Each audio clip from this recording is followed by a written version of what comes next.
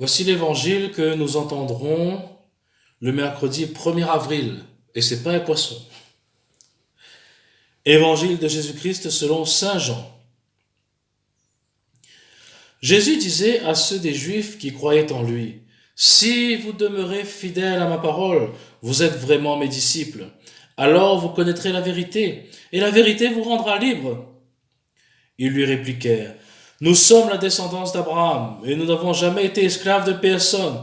Comment peux-tu dire vous deviendrez libres?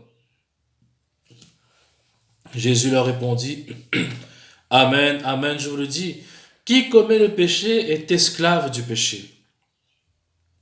L'esclave ne demeure pas pour toujours dans la maison. Le Fils, lui, y demeure pour toujours.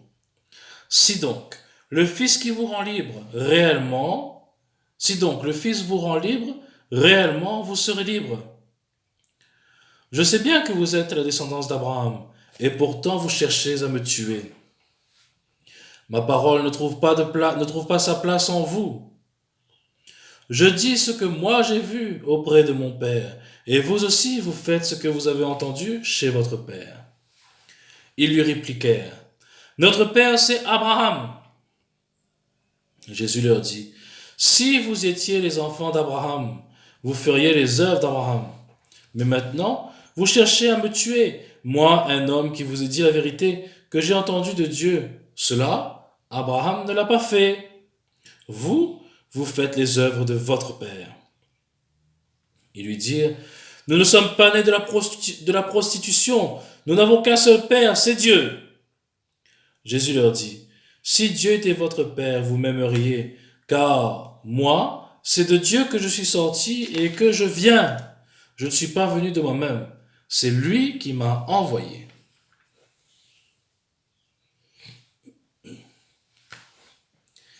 Hier, je disais que c'est important de nous laisser toucher, de nous laisser fidéliser par la parole de Dieu. Et aujourd'hui, Jésus confirme, entre guillemets, ce que j'ai dit hier. Si vous demeurez fidèles à ma parole, vous êtes vraiment mes disciples. Et il discute de ça avec les Juifs qui se sont convertis et qui, au fur et à mesure, eh bien, s'enfoncent un peu plus dans leur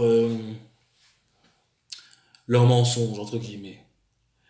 Ou en tout cas, dans leur manque de compréhension. Peut-être pas leur mensonge, mais dans leur manque de compréhension. Nous sommes la descendance d'Abraham, nous n'avons jamais été esclaves de personne. Faux, parce qu'il y a eu quand même l'esclavage d'Égypte.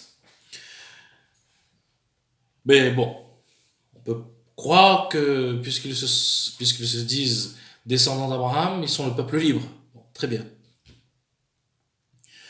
Notre père, c'est Abraham. Oui, ok. Sauf que Jésus insiste bien sur le fait que s'il faisait l'œuvre d'Abraham, il l'aurait reconnu comme Messie. Notre Père, c'est Dieu. Oui, très bien. Mais si Dieu était vraiment leur Père, il l'aurait reconnu comme un frère. Et nous, aujourd'hui, comment connaissons-nous Jésus? Comment connaissons-nous Dieu?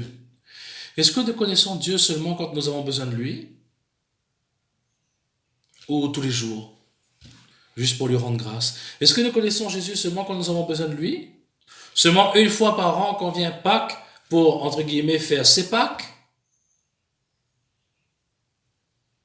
Ou est-ce que nous nous laissons toucher par lui tous les jours? Il y a plusieurs manières d'être croyant. Et certains vont vous dire, je crois en Dieu, mais je ne vais pas à l'église. Ou je vais à l'église une fois par an pour Pâques. Oui, c'est possible. Mais pourquoi se couper de la source d'amour en ne participant pas à la messe? Pourquoi se couper de Dieu en ne participant pas au rassemblement communautaire? Est-ce que c'est ça être croyant?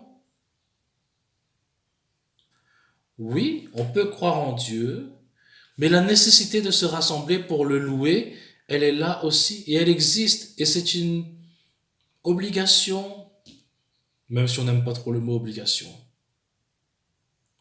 Louer Dieu chaque dimanche dans l'Eucharistie. Voilà l'importance. Et puis aussi, ça peut nous aider à avancer à la suite du Christ, à devenir de plus en plus saints. Alors demandons au Seigneur de renouveler notre foi. Demandons au Seigneur de nous toucher profondément pour que nous puissions participer vraiment à l'œuvre du Seigneur en participant à l'Eucharistie. Demandons cette grâce au Seigneur pour chacun de nous et demandons-lui aussi de nous aider à vivre saints